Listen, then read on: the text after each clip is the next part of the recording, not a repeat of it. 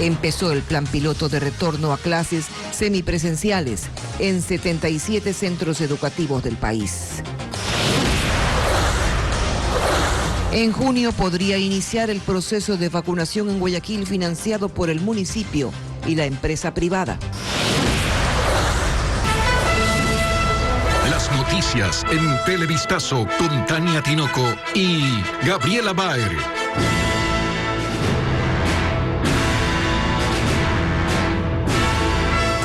Desde hoy, 77 instituciones educativas retornaron a las aulas después de 12 meses. Las escuelas y colegios alistan su protocolo de bioseguridad para el regreso de alumnos y docentes. Carla Delgado, quien viajó hasta la comunidad de Cochasquí, nos cuenta que las autoridades buscan que niños y jóvenes no abandonen sus estudios en sectores sin acceso a Internet. Un año tuvo que pasar para que Jordi y su hermano vuelvan a las aulas. Al llegar les desinfectan y les toman la temperatura. La escuela 13 de abril en la comunidad de Cochasquí, en la provincia de Pichincha, es una de las 77 instituciones educativas que hoy retornaron a clases presenciales a escala nacional. El uso obligatorio de la mascarilla y el distanciamiento social son básicos para que los estudiantes retomen sus estudios en este centro.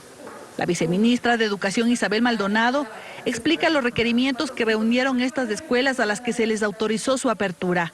Definitivamente se consideran también protocolos de bioseguridad, que existan espacios amplios, como por ejemplo, como podemos ver en esta aula, hay un espacio bastante amplio, que pueda existir una separación entre los espacios de cada uno de los estudiantes. También, como podemos ver en las partes externas, tenemos áreas libres, áreas de juego, donde definitivamente se va a respetar los protocolos de bioseguridad. También se considera que estén en buen estado el tema de agua y saneamiento.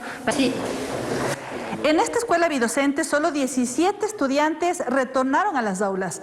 Recordemos que en el plan piloto, el regreso es opcional. La docente del plantel, Germania Mosquera, asegura que la situación epidemiológica de la comunidad incentivó a que los padres envíen a los estudiantes nuevamente a la institución. Los casos de COVID aquí han sido muy bajos, ¿sí? Hemos sabido que dentro de nuestra comunidad ha existido como 5 casos, de los cuales ya están salvos. Mientras que los niños se muestran optimistas. Para aprender más y a veces para ya no estar solos así en las casas. Estar con mis amigos, estar con mi profesora y que me den clases normales como antes. Las autoridades informaron que al menos 4.000 estudiantes se reintegran a la modalidad presencial. El ministerio continuará analizando la aprobación de otros centros educativos a escala nacional. El municipio de Guayaquil coordina acciones con el nuevo ministro de Salud en torno a la autorización para la compra de 2 millones de vacunas contra el COVID-19. Ya fue diseñado el proceso de vacunación en los sectores considerados vulnerables y a los trabajadores de primera línea en la urbe. El Cabildo analiza 3 vacunas que podrían aplicarse desde junio.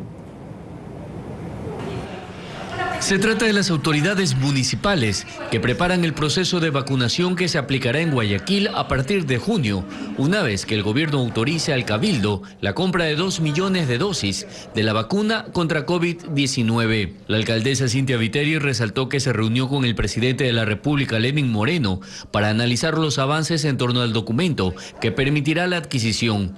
Incluso resaltó que coordina con el nuevo ministro de Salud el programa de inoculación conjunta.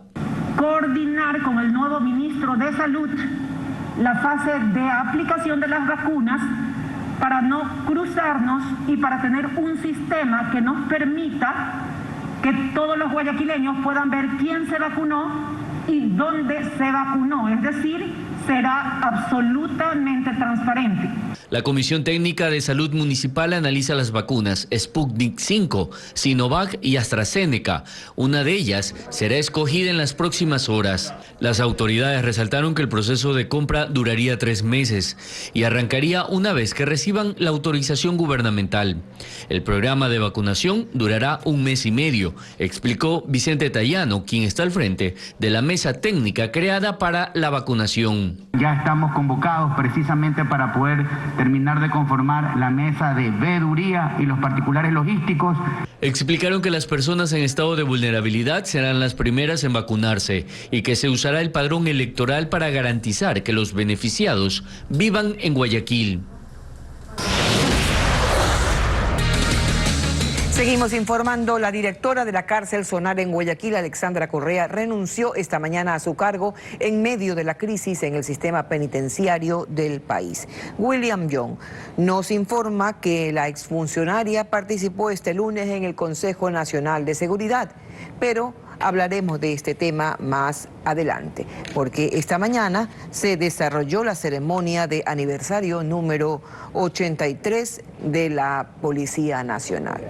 Vamos con un operativo que ha ocurrido en la cárcel de Cotopaxi, donde se hallaron armas de fuego, televisores y armas cortopunzantes, el resultado de un nuevo operativo en la cárcel del lugar. Patricio Viera nos informa.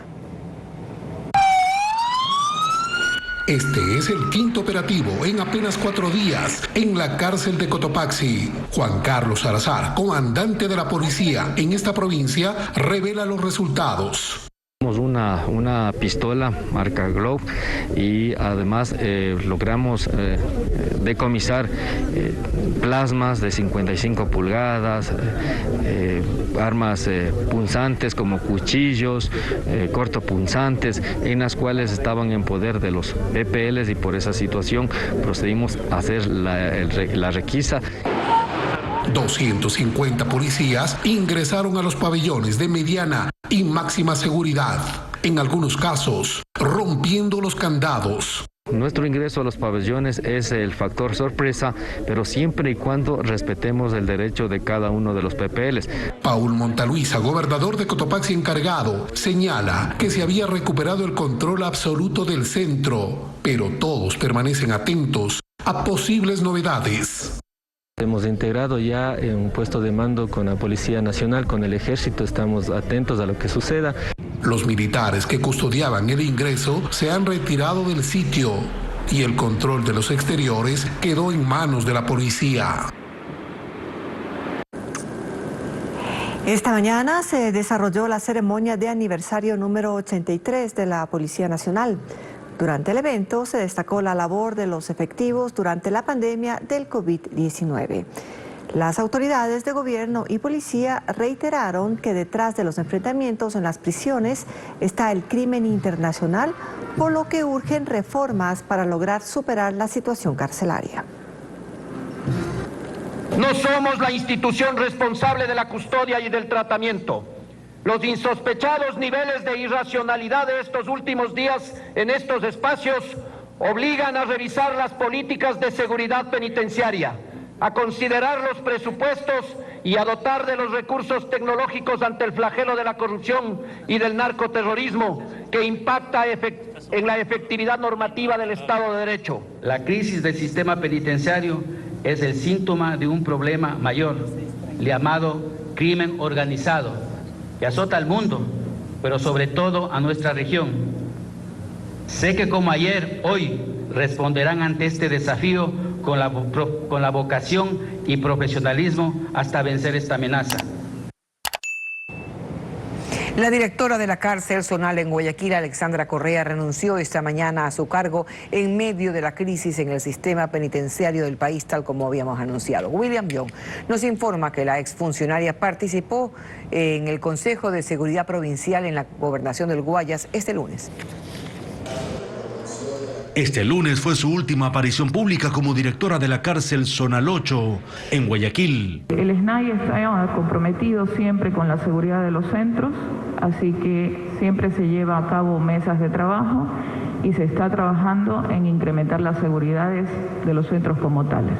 Por supuesto, siempre en colaboración con el contingente de la policía, que creo que me he cansado de agradecerles. Luego de eso regresó a su oficina y esta mañana Alexandra Correa renunció al cargo, luego de 5 meses al frente de la prisión más poblada del país y en medio de una grave crisis de inseguridad y corrupción al interior de este centro de rehabilitación social en el que asesinaron a 31 reos durante los violentos enfrentamientos la semana anterior. Vía telefónica, personal de comunicación del Servicio Nacional de Cárceles nos indicó que por ahora los voceros no darán declaraciones sobre esta renuncia y tampoco se ha mencionado quién la reemplazará. Esta salida se da menos de 48 horas después de que el director del Servicio de Cárceles, Edmundo Moncayo, compareció ante la Asamblea Nacional denunciando la falta de recursos para el control y manejo de las prisiones. Mientras los operativos de control en el interior del Centro de Privación de Libertad Zonal 8 se mantienen con personal de la policía. Otra renuncia que se dio en medio de esta crisis es la del gobernador de Cotopaxi, José Maya. La cárcel de la Tacunga fue otra de las involucradas en las violentas jornadas entre reos la semana pasada. El exfuncionario tampoco se ha referido a esta dimisión. La unidad de cuidados intensivos del Hospital de la Policía está ocupada al 100% de su capacidad. Además, en las salas de hospitalización se evidencian las consecuencias del feriado de Carnaval. Andrea Marín nos cuenta que 160 personas han fallecido en esta casa de salud durante la pandemia. 24 pacientes intubados luchan por su vida en la unidad de cuidados intensivos del Hospital de la Policía, que está al límite de su capacidad, completamente llena. En hospitalización hubo un descenso de pacientes la semana anterior, pero en los últimos 2 días, de los 10 que tenían, pasaron a 25. Se ha incrementado al doble. Esto significa que estamos viviendo las consecuencias de los feriados, estamos viendo las consecuencias de las concentraciones y respeto a las normas de bioseguridad. Un sube y baja que ha sido la constante durante este año de pandemia en el Ecuador, en el cual más de 7.500 policías se han contagiado en servicio. De las personas que han sido atendidas en el hospital, tenemos 130 fallecidos, que son entre policías, activos, pasivos y familiares.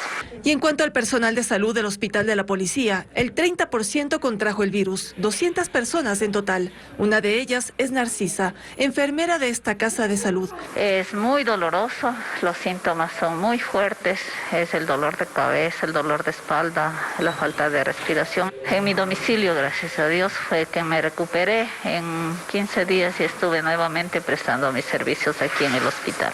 Junto a sus compañeras, trabaja 12 horas diarias al pie de los pacientes de cuidados intensivos. Dice que al cabo de un año de pandemia aún siente temor, pero su compromiso de servir es mayor. Ha sido muy difícil, ya que la mayor parte de nuestros pacientes son los que fallecen. Es muy duro nuestro trabajo aquí, a la vez cuando se recuperan los pacientes es muy fructífero y sentimos que vale la pena nuestro trabajo. Ella ya está inmunizada, como todos sus compañeros. En el Hospital de la Policía, los 741 servidores ya recibieron la primera dosis de la vacuna y 84 de la segunda. Todos apelan a la disciplina de la población para que las unidades no se sigan saturando y no se pierdan más vidas. Durante la pandemia, muchos integrantes del Cuerpo de Bomberos de Quito se han contagiado de COVID-19. Sin embargo, su labor continúa. Alex Ceballos nos cuenta que el poder salvar vidas es el estímulo diario en su trabajo.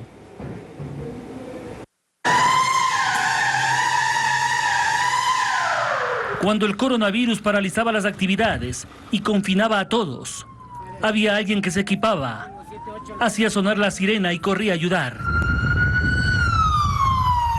De ayudar a la gente, la misión de poder salvar una vida. Sabemos que salimos de nuestra casa, pero no sabemos si es que regresaremos a nuestro hogar.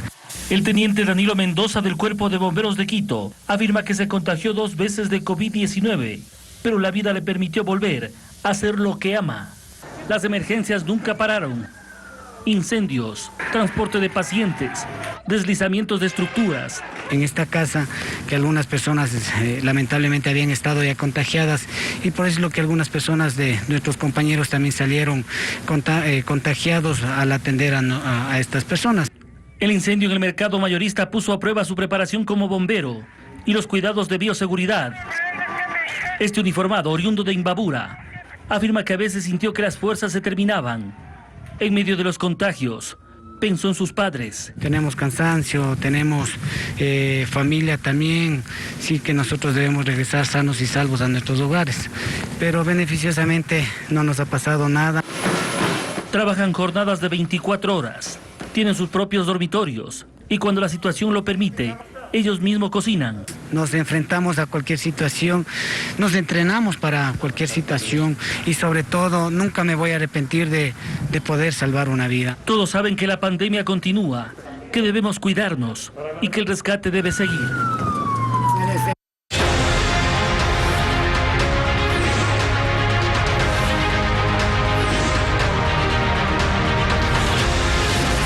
Ecuador, un año de la pandemia.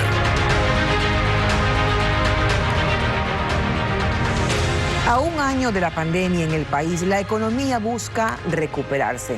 La deuda pública creció, miles de empleos se perdieron, las empresas redujeron sus ventas, los hogares su consumo y la crisis fue inevitable.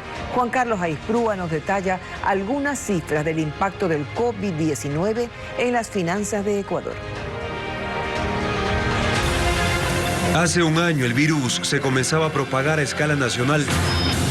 El gobierno, a través del COE, tomaba medidas de restricción a la movilidad, como el toque de queda, lo que hizo que el panorama se proyecte preocupante, pues los negocios cerraban. Trabajaban menos horas, en otras palabras, vendían menos, y aunque en junio se aplicó el semáforo amarillo en las principales ciudades, la crisis ya había asfixiado a la economía ecuatoriana.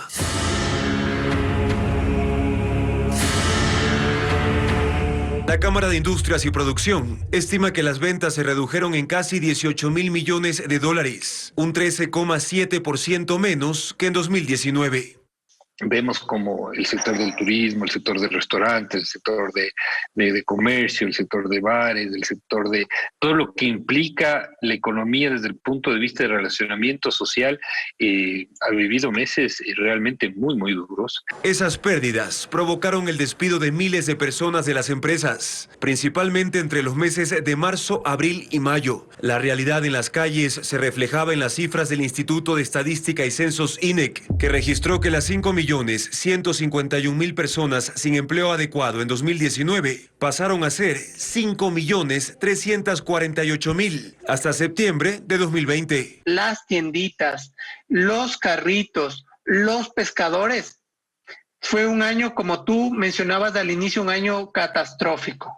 Pero asimismo, Andrés Zurita, director de la Alianza para el Emprendimiento y la Innovación, afirma que algunos vieron en la crisis una oportunidad para emprender. Llegamos a 1.000 nuevos emprendedores postulados. Sí fue un crecimiento importante, es decir, se triplicó lo que usualmente vemos. Nuestro comité por mes revisa 30, ahora está llegando a 4 veces de eso, 100, 120.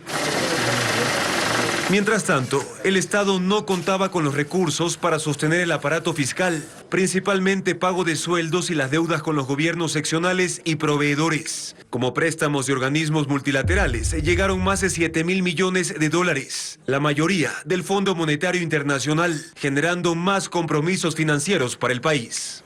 Hay que apostarle al crecimiento, y el gobierno que venga tiene que apostarle al crecimiento desde el día 1, porque hay esta visión de que hay que primero poner en orden las arcas fiscales y luego ir pensando en el crecimiento económico.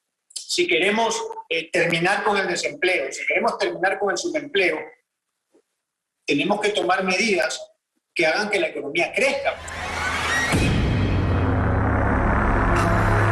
El futuro económico de Ecuador aún es incierto, pues la crisis económica se agudizó precisamente antes del cambio de un nuevo gobierno y con la expectativa de que el proceso de vacunación avance lo más rápido posible para lograr una pronta reactivación.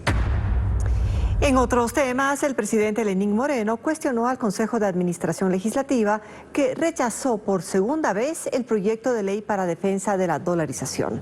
Si la reforma legal no es aprobada, está en riesgo el desembolso de 400 millones de dólares del Fondo Monetario Internacional previsto para abril.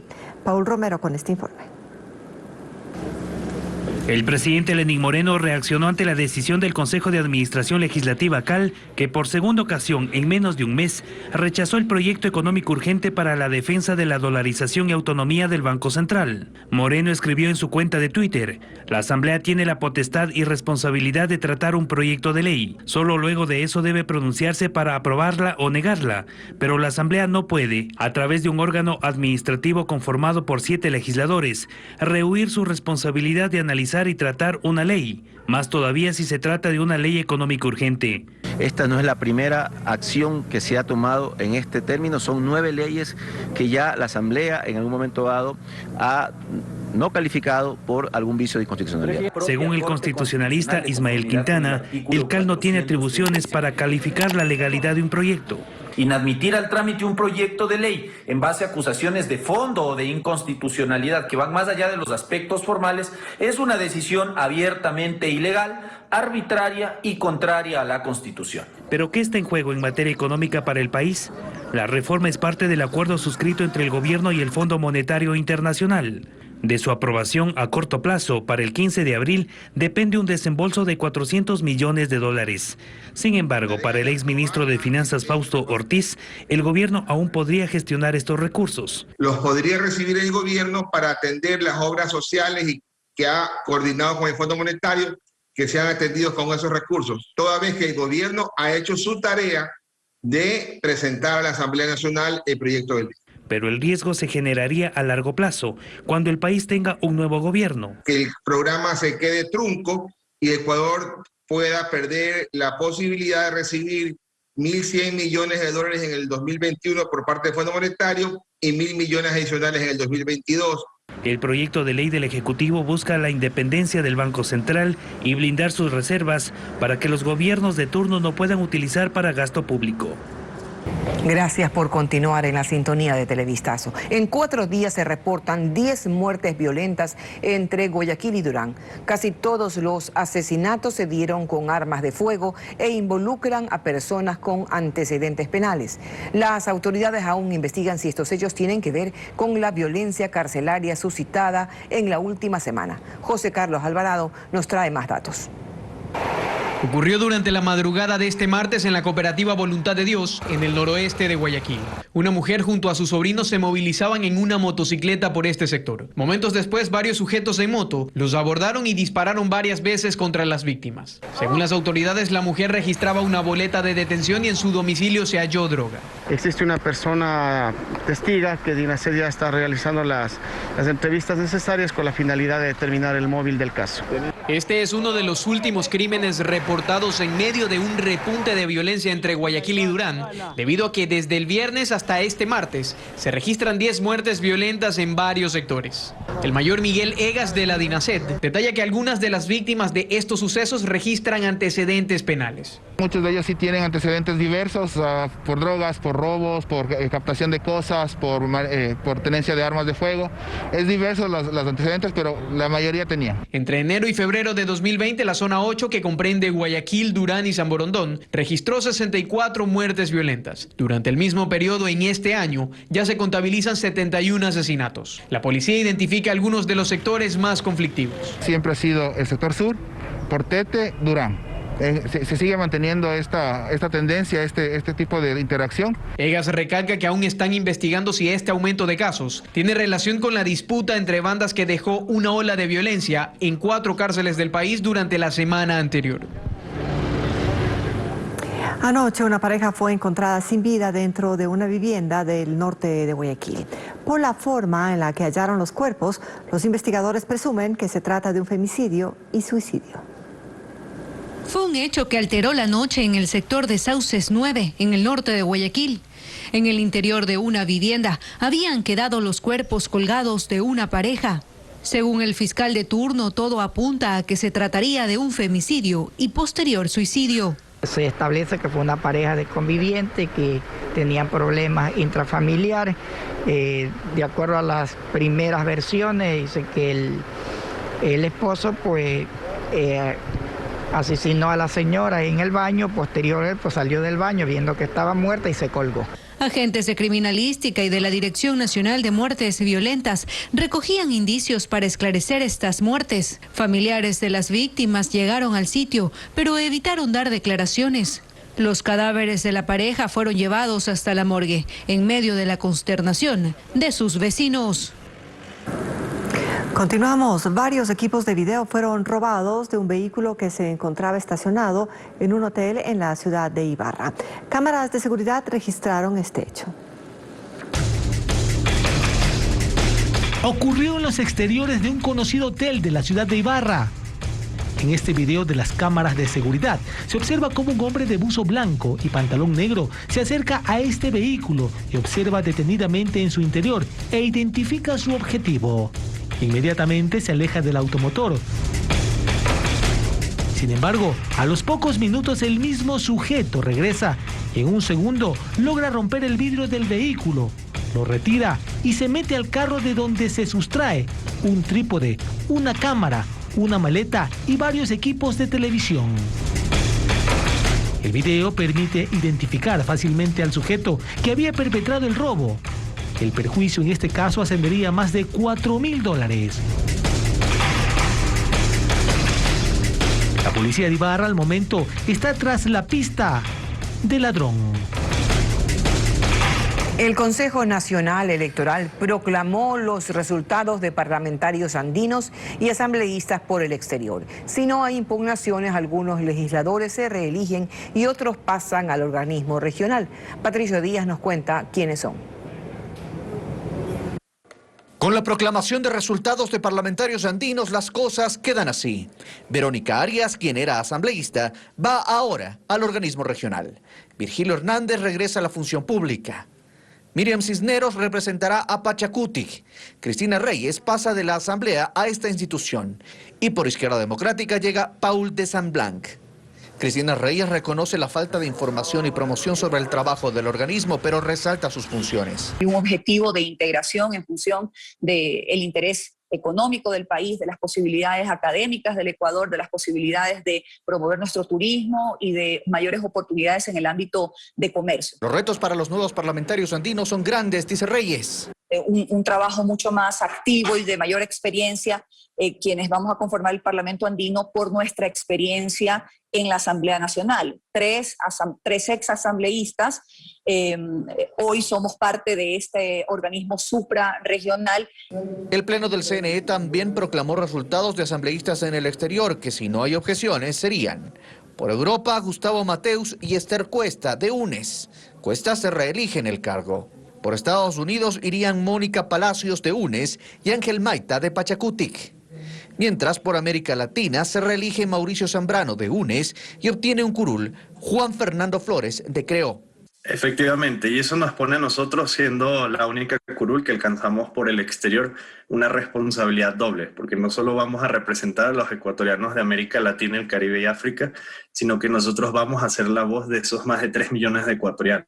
Además, 8 delegaciones provinciales ya han proclamado resultados e incluso confirmado escaños. En el caso de asambleístas nacionales, la proclamación sería en los próximos días, superadas objeciones y plazos en provincias. Estamos despidiendo. Gracias, amigos, por su sintonía. Nos vemos a las 19 horas con más información.